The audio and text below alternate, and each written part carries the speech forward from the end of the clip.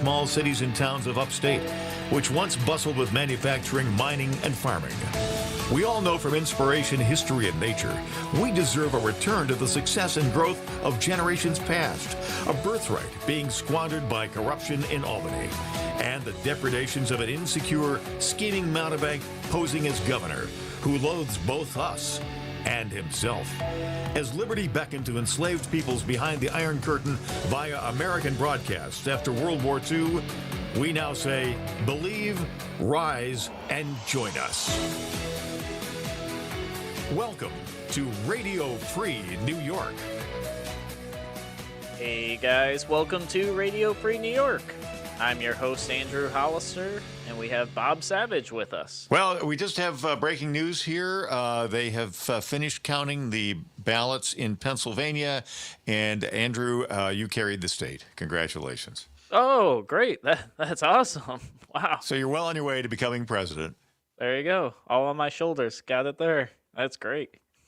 Well, they couldn't figure out whether to give the votes to, Biden or Trump, the hanging chads or something. I don't know. So they said, let's give it to that Hollister guy. There you go. Well, much appreciated. Wish I worked harder for it, but there it is. Maybe if you just allocated a little bit more time to having those massive rallies that you're known for. Yep. No, absolutely. So, yeah, I figured today is post-election day. This year, I feel is strange, right? It's 2020, and at least in New York, I think it's statewide, but Bob, correct me if you know differently. Statewide, they're not even going to open the mail-in ballots until the 16th. Is that correct? You talking about New York State? Yes, New York State specifically. I thought that they were counting them through. I thought what I saw, the graphic that I saw said Veterans Day, which is the 11th.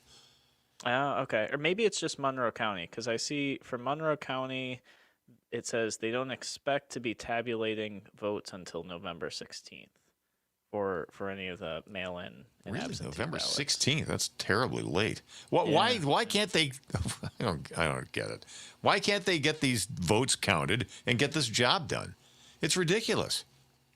Well, my thought is that since they people could mail in ballots as late as yesterday, as long as it was postmarked yesterday, the ballots could be mailed in.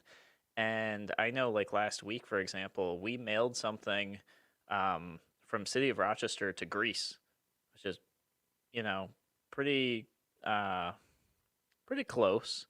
And I forget how long ago we mailed it, like something like 17 or 18 days prior is when it was postmarked, and it just finally got delivered. I am adamantly against mail-in ballots, except for in the case of, absentee ballots, particularly for the military, or if you have some other good reason. But other than that, I think I don't really have a problem with early voting, at least within reason. I would say maybe several days, give you some other options.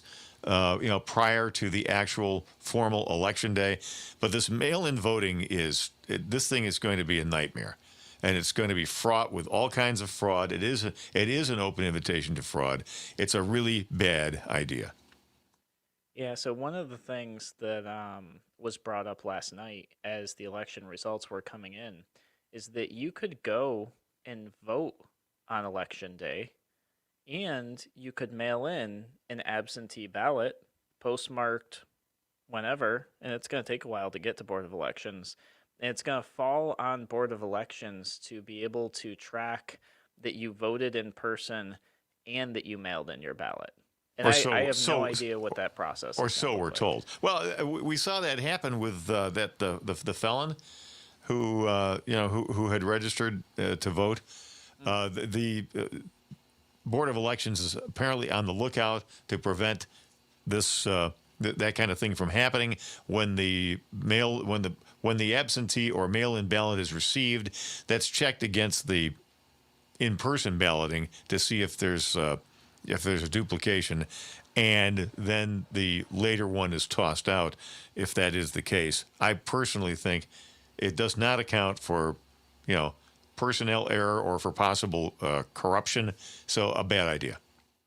Yeah, yeah, and that's exactly it. Is they're gonna have to go through every single one of these absentee ballots and see, did this person vote in person or did this person vote early? I mean, that's the thing. They've got the early voting, you've got election day voting, you've got absentee ballot voting.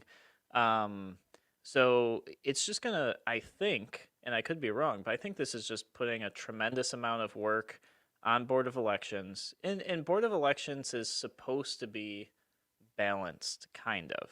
You know, they do have representation from both Republicans and Democrats in Board of Elections. So theoretically, I would think both sides would be counting the ballots and double checking each other's work to make sure that it's fair and accurate. And I think that, you know, if there was something going on, I think they would definitely be pointing it out.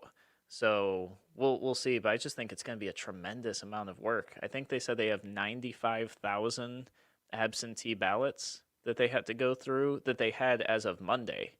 So they could those absentee ballots, if dropped in the mail yesterday, for example, who knows how many more could filter in over the next 5, 6, 7, 8, 9 days. Well, here's the thing about all the mailing in of ballots. Why is that necessary?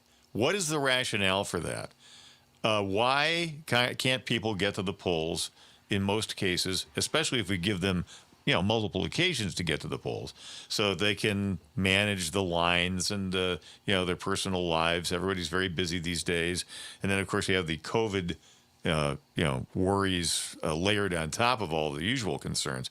But if we give them multiple opportunities to vote in person, maybe for, say, a week prior to the actual formal election day,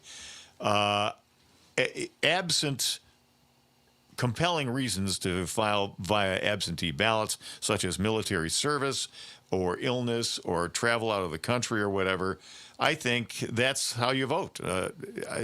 I don't understand, why is it necessary to have the mail-in voting? What's the rubric? What's the rationale behind it? Yeah, and so normally the reason would be exactly what you stated. You know, people in military, maybe on base or off base somewhere else. Well, that's absentee ballots. And in those circumstances, that's fine. But I'm just talking about the mail-in ballots, where So everybody the gets mail-in, yeah, bombed with mail-in ballot invitations, not the actual ballots, but an invitation to register, and then you get to vote by mail. so the things that I've received from Board of Elections and how I understand it is the mail-in ballots are absentee ballots. In New York State, I believe Governor Cuomo did this, but I could be wrong. It could have been Board of Elections. Um, they essentially made an exception this year, saying that because of coronavirus, if you were worried about going out into public to vote, that you could then vote absentee and that be considered a medical reason. Your fear of getting coronavirus or worry about spreading it. So I think the mail-in voting, at least in New York, I think they're all technically absentee ballots. And when I got my note from Board of Elections about it, they specifically, their instructions said, if you're filling out your absentee ballot and you're going to mail in your vote based on coronavirus, select the medical exemption field. Well, if you have a medical exemption, that means you're in the hospital, as far as I'm concerned. I'm calling hooey on that argument. That's just, and that's another great reason why we need to wrap up this COVID thing and get it, within the realm of reasonableness and sanity, and reopen the country and send our kids back to school, allow our businesses to function, let the economy, attain its former red hot status, which it deserves to do. I've got fun facts for you, by the way. We had to take a quick break here. I got some fun facts about COVID, about the infection rates. Great. That we can pass along. But you probably want to talk more about the election a little bit on the other side, right?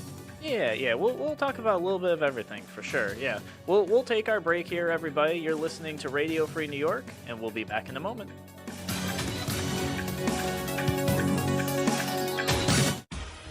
Your business relies on computers and technology to operate. Slow, unreliable networks and servers can cause unplanned downtime and affect your bottom line. The experts at Simple Tech Innovations are here to help. Their preventative maintenance program ensures that your computers and network are kept up to date and monitored for any issues, keeping your business running smoothly. They also help clients achieve HIPAA, PCI, and New York State cybersecurity compliance to keep your network safe and secure. Whatever your business IT needs are, Simple Tech Innovation should be your first call. They've won the Best in Rochester 8 years in a row and have an A+ Better Business Bureau rating. Call them today for a free consultation at 585-200-3182. That's 585-200-3182. Simple Tech Innovations.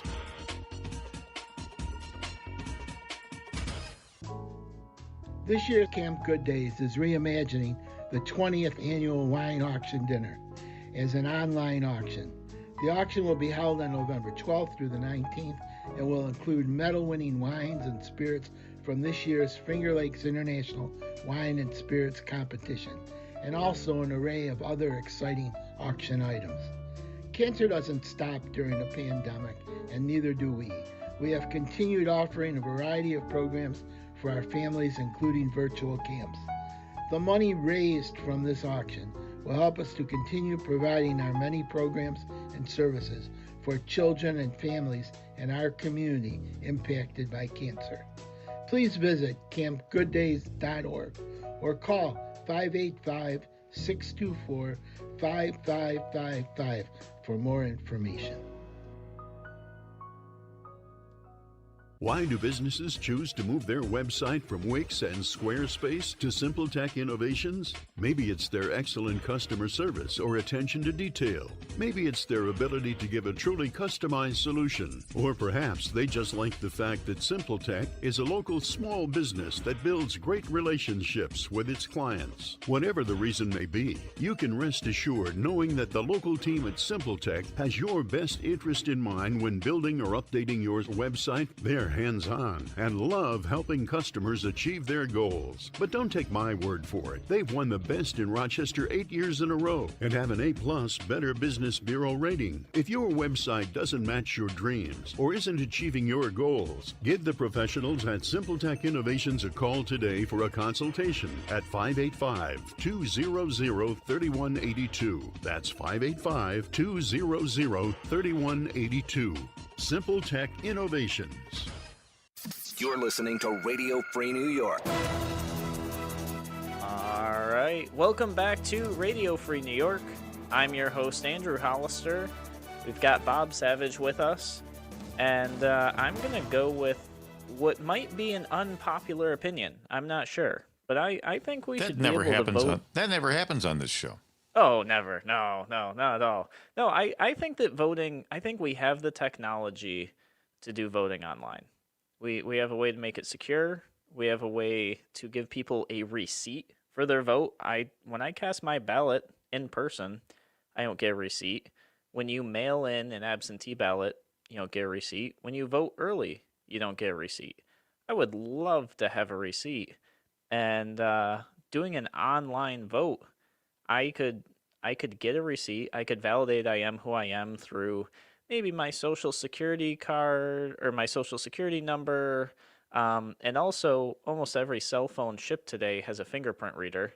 You could scan your fingerprint in there and validate that you are the one casting your vote online, and then get a receipt for your vote that you could look up later, that reference number, to make sure that your vote was counted and tabulated properly. Well, one part of that I'm going to agree with, and that is that you should get a receipt. And I think you should get a receipt no matter how you vote. If you do it in person, if you do it by mail, I think you need to have proof that vote was tabulated the way that you cast it. Yeah, no, absolutely. So that's my opinion. I know some people get a little nervous about the online voting thing. I really think that we have the technology to make sure it's safe, secure, and to be able to give people just a much better voting experience. Unfortunately, I think the stakes are so high now with national politics in particular that the temptation to somehow do a workaround using software or whatever, there's going to be a way for them to, I mean, look at all the security problems that we've had with, you know, government agencies, major employers, major retailers. I just think it's asking for trouble. But that's me. I respect your viewpoint. I'm just sitting here. I'm getting a big kick out of the race in the 27th congressional district, the old Chris Collins district, where you have Chris Jacobs, the Republican, with 100% of precincts reporting, has an advantage over Nate McMurray, the Democrat from Grand Island, of like 1 million votes. Like 1,986,000 votes to 3, and McMurray's refusing to concede. Yep. I tell you what I saw last night. We had let's call it a small gathering to watch the results as they were coming in. Fewer than 5, I hope. Fewer than 5, yeah, whatever the latest regulation is. We had a small gathering. Exactly, completely compliant. Yep, absolutely. And you're all masked, right? Oh, of course, masks, social distanced. But there was food present, therefore there would be no coronavirus. So we're good. Oh, okay, all right. As long as you ordered the food. Yeah, of course. Yep. And so we're watching the results come in, and there's a couple like TVs up, and we're looking at the different media outlets, and one of them, of course, has to be CNN, because you gotta just see what's going on there. And it flashes up on the screen. It must have been like 8:59 or something like that. The screen pops up. Joe Biden wins New York. And in the top right-hand corner, it says 0% of precincts reporting. Well, you know something? We didn't need to be told that. We knew that at 6 p.m. Yeah. So it was just like, it was the funniest thing. It was like, we don't have the results yet. Nobody's reporting yet. We're at 0%, but we know Joe Biden took New York. It was just absolutely. Well, listen, the New York balloting process there's such great integrity in New York State that one of the electors is actually Hillary Clinton. So, oh, really? I did not know that. So that tells you everything you need to know. Yep. There you go. That's everything you need to know, right there. So, yeah, so I thought that was kind of entertaining. Was happy to see that the local stations at least did actually cover all of the candidates in the race, even the third parties, which was very cool. I know Spectrum came and interviewed Kevin that night. I saw Dr. Stephen Becker up there on the TV screen as well. So it was pretty cool to see that they actually put that out there, actually covered it. Acknowledge the existence of the Libertarian Party. Imagine that. Yeah. And the DNC actually published an article, I think it was like a little bit earlier this morning.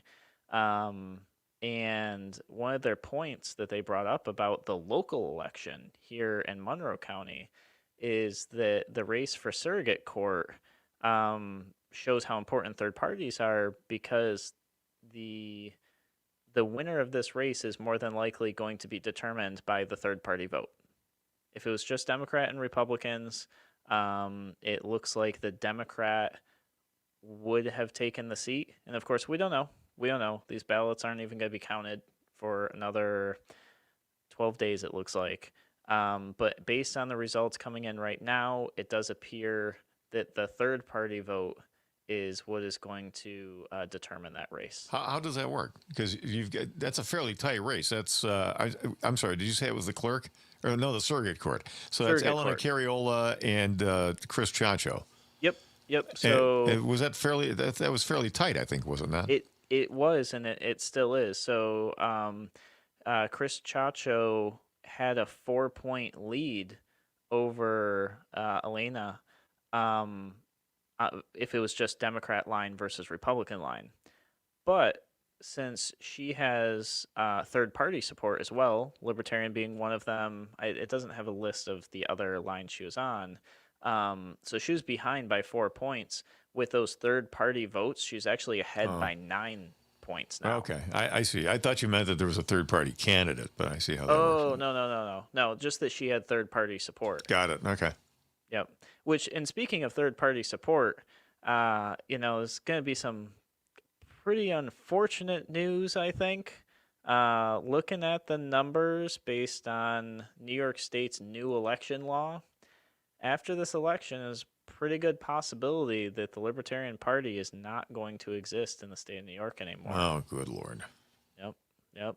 So that'll be kind of an unfortunate thing. It does not look like Joe Jorgensen got enough votes to maintain party access. I know there's a lawsuit going on about this too, so it's possible that court might repeal it or roll it back.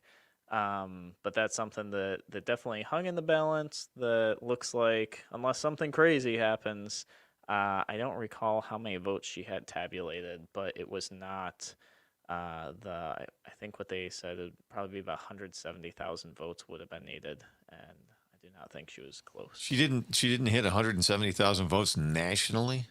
Oh no, it has to be in New York. Oh, in New York. Okay. Yeah. No, I don't know. Yeah, that might be a tall order in New York, to be honest with you. Well, especially this year and this election specifically, if it wasn't such a contested race, Polarized. Yeah. and so polarized, I think she would have done better.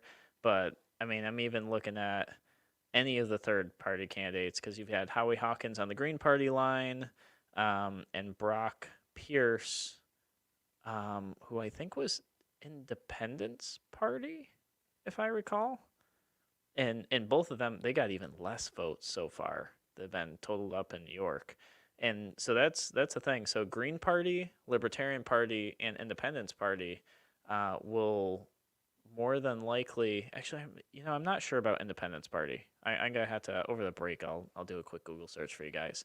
But those parties will more than likely cease to exist, in the year 2021. And they'll have to see if they can make a comeback the following year in 2022. But I'm going to be honest with you guys, the new regulations imposed by New York State to create a party and to get on the ballot are going to be nearly impossible for any party to emerge. Seems like there's a constitutional challenge that could be mounted there. Yeah, and I know that there are, I think, 2 or 3 active court cases happening about this.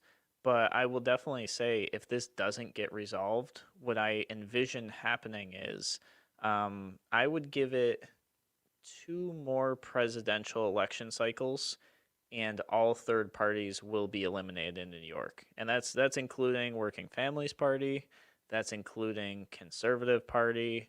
I'm trying to think if there's anybody else. Sam Party is definitely gone. They didn't even run a presidential candidate. So that's what my thought is. If New York stays down this path, in about 8 years from now, there will be only 2 parties in New York. Ironically, if things keep going the way they're going, there might not be a Republican Party. Yeah, exactly. In New York. Yeah, I think that operationally, I think that's the case right now. Yeah. Years and years of lackadaisical management of the party and lack of leadership, and basically they've just become loyal opposition supporters of every wacky Democrat that's out there, including Governor Headcase. Yeah. Well, we saw that when they handed emergency power over to him with no real limitations. Unbelievable. That is the source of a huge proportion of our headaches in this state right now. The fact that they chose to do that. Yeah.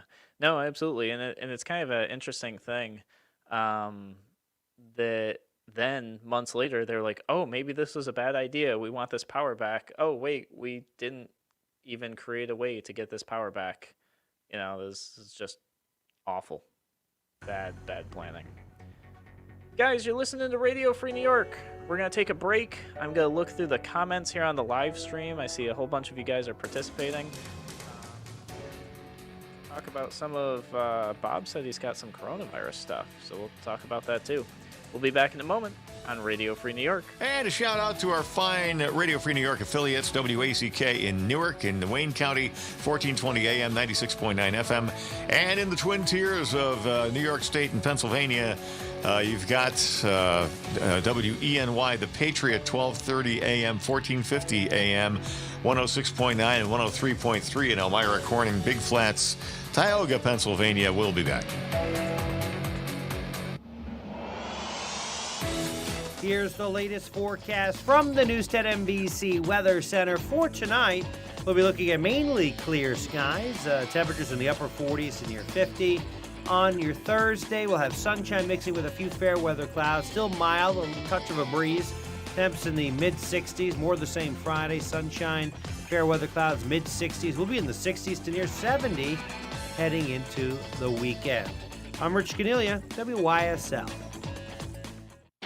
This fall is a great time to shop at Victor Chevrolet. Come see how easy it is to do business with us. Winter driving is safe and fun when you lease a 2020 Equinox front-wheel drive LS. Just $179 a month for 24 months. Or enjoy the security of a tough and roomy 2021 Trailblazer LS. Lease for only $129 a month for 39 months. Lease a 2020 Chevy Trax LS front-wheel drive for just $89 a month for 36 months. For Equinox, Trax, or Trailblazer, must have current lease and household. 10,000 miles per year. $2,500 cash or trade. First payment, tax, acquisition, and DMV fees are all due at signing for all leases. Maybe you'd rather buy. Save big when you buy a 2019 Trax LT all-wheel drive with convenience package, power drive seat, and keyless entry and start. MSRP $26,145. Buy it for only $19,215. $229 a month for 84 months with approved credit. This fall, find new roads at Victor Chevrolet, Route 96 in Victor. Visit VictorChevrolet.com. Because your future is worth it. Mgm Associates Insurance. Proudly serving the region since 1984, MGM can meet your coverage needs, ranging from home, condo, and auto, all the way to specialized policies for business, workers' comp, to limo and taxi insurance, and coverage for tech professionals like IT specialists. They can also help lead you through the confusing maze in the new world of health insurance coverage and options. MGM Associates is large enough to serve you, but small enough to care, so you don't have to wait in line on some 800 number to get prompt personal attention. MGM Associates is the only winner of the National Best Practices Award 5 times in a row. MGM is proud to support veterans groups, including Heroes Home Advantage. For your personal, business, home, or professional insurance needs, put the experience of MGM Associates Insurance on your team. Locally and proudly owned at 1745 Penfield Road in Penfield. 381-7008 or mgminsure.com, an associate of Finger Lakes Fire and Casualty, Route 227 in Trumansburg, New York. Your business relies on computers and technology to operate. Slow, unreliable networks and servers can cause unplanned downtime and affect your bottom line. The experts at Simple Tech Innovations are here to help. Their preventative maintenance program ensures that your computers and network are kept up to date and monitored for any issues, keeping your business running smoothly. They also help clients achieve HIPAA, PCI, and New York State cybersecurity compliance to keep your network safe and secure. Whatever your business IT needs are, Simple Tech Innovation should be your first call. They've won the Best in Rochester 8 years in a row and have an A+ Better Business Bureau rating. Call them today for a free consultation at 585-200-3182. That's 585-200-3182. Simple Tech Innovations. Music is the soundtrack to your life. How does music make you feel? Music moves the head, heart, and soul like nothing else. Are you happy listening to music at home? Or does your system need an upgrade? Audio Renaissance offers many products handmade in the USA. Celebrating our 10th anniversary in 2020. Audio Renaissance, West Henrietta Road, south of Marketplace Mall. Visit audiorenaissancerochester.com. Thanksgiving is here, and I haven't made pies. Just call Colby's Bakery, 533-3525. Uncle Ted is coming, and you know he has to have raspberry pie. Colby's Bakery has all sorts of flavors. Raspberry, apple, chocolate cream, pumpkin cherry, and a lot more. Hey, I can order online at colbysbakery.com. They deliver, too, and most pies are just $5.99. Holiday pies for pickup or delivery at Colby's Bakery, 7272 West Henrietta Road in Rush. Open 11 a.m. till 6 p.m. now through Thanksgiving. Colby's Bakery, locally made, delicious Thanksgiving pies. Avon Gun and Hunting Supply, a locally owned and operated gun shop specializing in pre-owned firearms and repairs. Get your rifle, shotgun, or pistol serviced and tuned before you take it to the field. Open Tuesday through Saturday. Avon Gun and Hunting Supply, East Main Street, next to the Bank of Castile. You're listening to Radio Free New York. This just in, Democrat National Headquarters evacuated today. A suspicious package had arrived there. Turned out to just be the Constitution, a copy of the Constitution. None of them had seen it before, so they got scared. So it's all okay now. I love that. That's great. There you go. So, I was looking at the national results, and it looks like things are pretty evenly split right now. Once again, we won't really know. But there's not a sure thing unless I haven't seen the results, the most recent update. But have you seen anything, Bob? Does it look like anybody's taken over Congress or anything? It looks pretty split. Well, the Democrats, of course, have held on to the House, and looks like the plan to take over the Senate by the Democrats has gone down in flames. Not only did they not add to their count, they lost one. Doug Jones, the Democrat senator from Alabama, was defeated. There's a new Republican who was elected there, so the Senate is still solidly in GOP hands. Okay, yeah, I wonder because the results I'm looking at are 47 to 47 right now. It looks like, but there's still a couple races to be called. Right, but the way it's shaken out right now, it still looks like GOP will remain in control. As far as the presidency is concerned, who knows? Right now, neither candidate has enough to get to 270. It's going to hinge on a handful of battleground states, rather, including Arizona, Nevada, Wisconsin, Michigan, Pennsylvania, and I think maybe Iowa.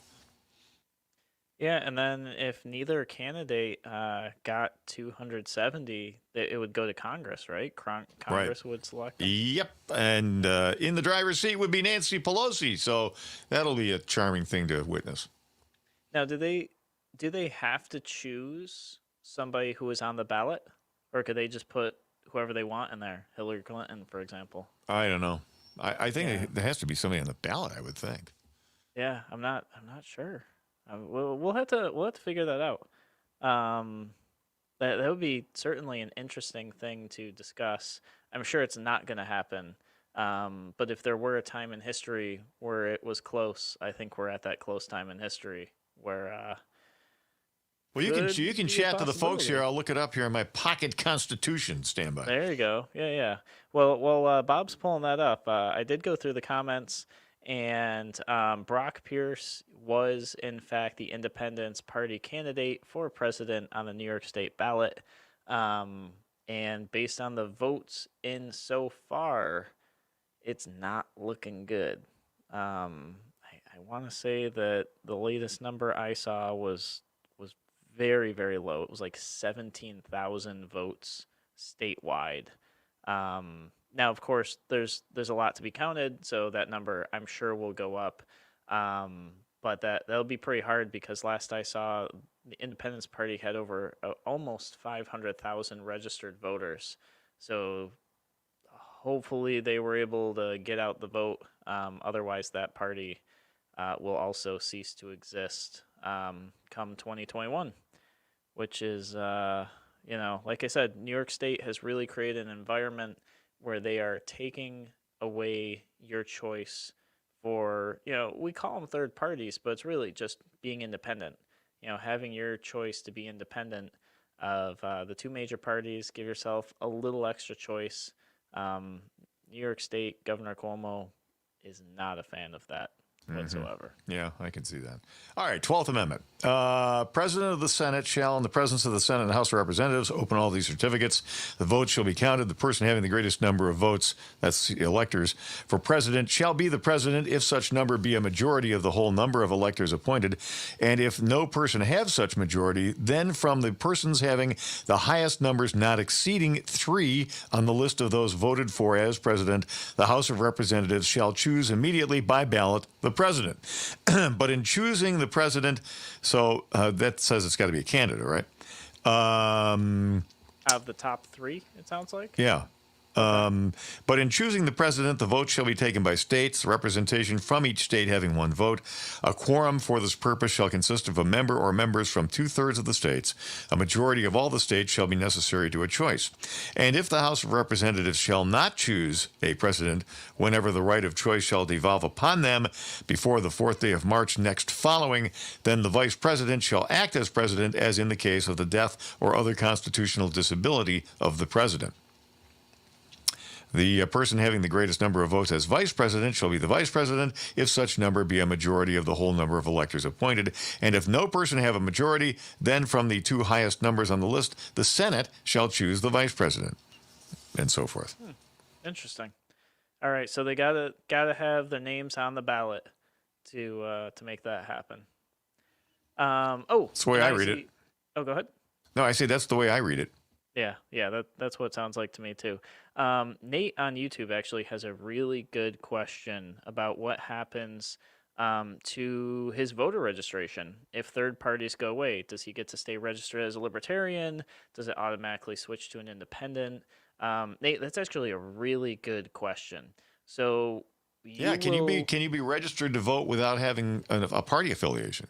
You can, and New York State on their voter registration forms does have a checkbox for other, and you can write in the party you want to be affiliated with, even if that party doesn't exist. Does it have a checkbox for none?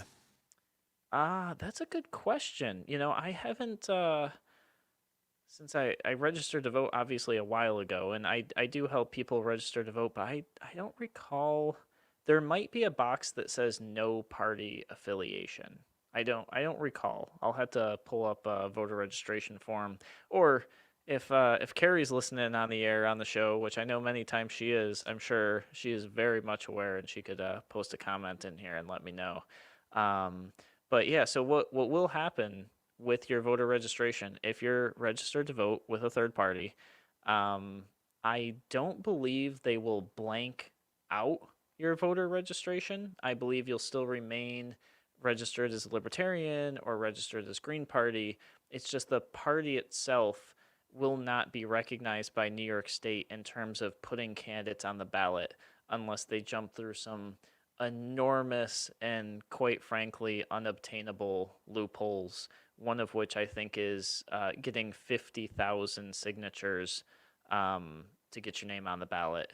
And the way you do that is very difficult. All the information on the form has to match exactly the people's voter registration. So a lot of times what happens is candidates will go out, they'll collect a bunch of signatures, and then when those signatures are contested, you start losing signatures because somebody put, their new address and they hadn't updated their old address when they moved from voting.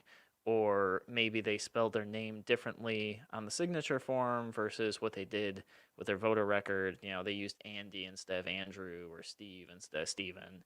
And you essentially start losing these names on your list. So a lot of times they say collect double the number. So could you imagine you have 6 to 8 weeks to collect 100,000 signatures to get your name on the ballot in the month of February? You must first cut down the greatest tree in the forest with a heading. Monty Python. Yeah, impossible. Not going to happen. Yep. And Nate says, and also Scott says, they both say, yes, the voter registration form does have no party. Okay, yeah, because otherwise, the disappearance of a party would disenfranchise a number of voters, and that's got to be unconstitutional. Yeah, and what you saw happen a lot with Independence Party specifically is a lot of people read independence and thought it was independent, that they Right. were registering no party affiliation. So they got kind of by default there. I don't know if it was on purpose or not, but I met so many voters who thought they were registered no party. Really, they were registered Independence Party. But that option is probably going away, guys. All right, guys, you're listening to Radio Free New York. We're going to take a break. Bob's got some COVID stuff for us. I can't wait to hear the numbers. We'll be back in a moment. Why do businesses choose to move their website from Wix and Squarespace to SimpleTech Innovations? Maybe it's their excellent customer service or attention to detail. Maybe it's their ability to give a truly customized solution. Or perhaps they just like the fact that SimpleTech is a local small business that builds great relationships with its clients. Whatever the reason may be, you can rest assured knowing that the local team at SimpleTech has your best interest in mind when building or updating your website. They're hands-on and love helping customers achieve their goals. But don't take my word for it. They've won the best in Rochester 8 years in a row and have an A+ Better Business Bureau rating. If your website doesn't match your dreams or isn't achieving your goals, give the professionals at SimpleTech Innovations a call today for a consultation at 585-200-3182. That's 585-200-3182. SimpleTech Innovations. Need help with health insurance? The Greece Regional Chamber provides assistance with health insurance for businesses, nonprofits, families, and individuals throughout our region. We pride ourselves on the personalized service that we provide for our clients. Let us help you find health insurance plans that fit your needs and navigate the paperwork. Greece Chamber Benefit Partners, located at 2402 Westridge Road in Rochester, New York, offers a broad range of medical insurance plans for businesses, nonprofits, individuals, and families throughout the greater Rochester Finger Lakes region, working with insurance companies including Excellus Blue Cross Blue Shield, Univera, and MVP Healthcare. We can also help you access insurance plans through the New York State of Health, the official health plan marketplace. Again, you do not need to live or work in Greece to utilize our brokerage services. We serve the greater Rochester Finger Lakes region of New York State. Visit greecechamber.org to sign up for one of our free health insurance information sessions or schedule an appointment with one of our licensed brokers. Call 585-227-7272. 585-227-7272. Your business relies on computers and technology to operate. Slow, unreliable networks and servers can cause unplanned downtime and affect your bottom line. The experts at SimpleTech Innovations are here to help. Their preventative maintenance program ensures that your computers and network are kept up to date and monitored for any issues, keeping your business running smoothly. They also help clients achieve HIPAA, PCI, and New York State cybersecurity compliance to keep your network safe and secure. Whatever your business IT needs are, SimpleTech Innovation should be your first call. They've won the best in Rochester 8 years in a row and have an A+ Better Business Bureau rating. Call them today for a free consultation at 585-200-3182. That's 585-200-3182. SimpleTech Innovations. Radio Free New York. All right. Welcome back to Radio Free New York. I'm your host, Andrew Hollister. We have Bob Savage with us. We're going to talk a little bit about COVID numbers. What do you got for us, Bob? Well, we got these CDC numbers here. This is the updated infection fatality survival rates for COVID-19. And I think this is very important for us to bear in mind here as we start to face the possibility we're going to have president shutdown. There's a very, the odds are even right now, frankly, as to whether it's going to be Biden or whether it's going to be, Trump. And Biden has let it be known that he's in favor of national shutdowns and a national mask mandate, which could be somewhat draconian for the folks out there. But let's just take a look at the infection rates. And this is the CDC Scenario 5 current best estimate. For the age group of 0 to 19, the infection fatality rate is 0.00003. Got that? That's 4 zeros and a 3. You know what that number should be for, Bob? I'm sorry? Our income tax. Yeah, really. Survival rate, thus, for ages 0 to 19, assuming that you get this thing, is 99.997%. Let that sink in. For the age group 20 to 49, the infection fatality rate is 0.0002%, meaning for 20 to 49-year-olds, you have a survival rate of 99.98%. So then, 50 to 69, now we're getting to the more vulnerable folks, right? Infection fatality rate is 0.005%, or a survival rate of 99.5%. But, Bob, what about the old vulnerable people, the people in the nursing homes, and the people with compromised immune systems? Well, I'm glad that you brought that up. Age group 70 plus, including yours truly. Infection fatality rate 0.054%, meaning a survival rate of 94.6%. I don't think that this is, certainly every death is a tragedy. Every infection, particularly the unnecessary ones, is something that must be avoided. So there's all the caveats and all the conditions and everything else. So there you go. I hope I've satisfied everybody in terms of, sounding all the necessary cautionary signals. But the truth of the matter is, this thing is just for the vast majority of people, and I mean the really vast majority of people. This thing is not a problem. Yeah, I mean those numbers, and those numbers are pretty recent, right? I don't have a date on this, but look, there's nothing associated with COVID that isn't recent. Yeah, that's very true. The whole scenario is 7 months old, so. Yep. 7, 8 months old. So, yeah, there you have it. And this is from the CDC.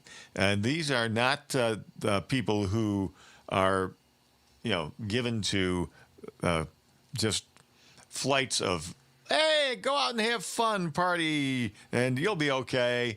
It's just not the case. Hey, Eric, Allegheny County's on the line. Go ahead, Eric. Thank you, gentlemen. I have some really good news, which I think we could all use today. It's heartbreaking watching so many people vote for the left, but we'll hope that the right thing happens. Fantastic news. Have you heard of the Corona Investigative Committee? No.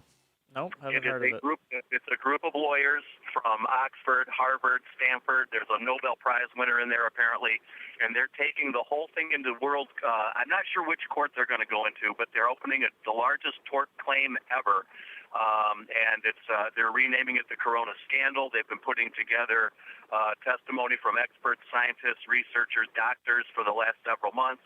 I'll cut right to the chase where you can find it, and then I'll explain a little more if there's another minute. But if you go to, by the way, the video got over 1 million views in about 10 days, and then they proceeded to take it down.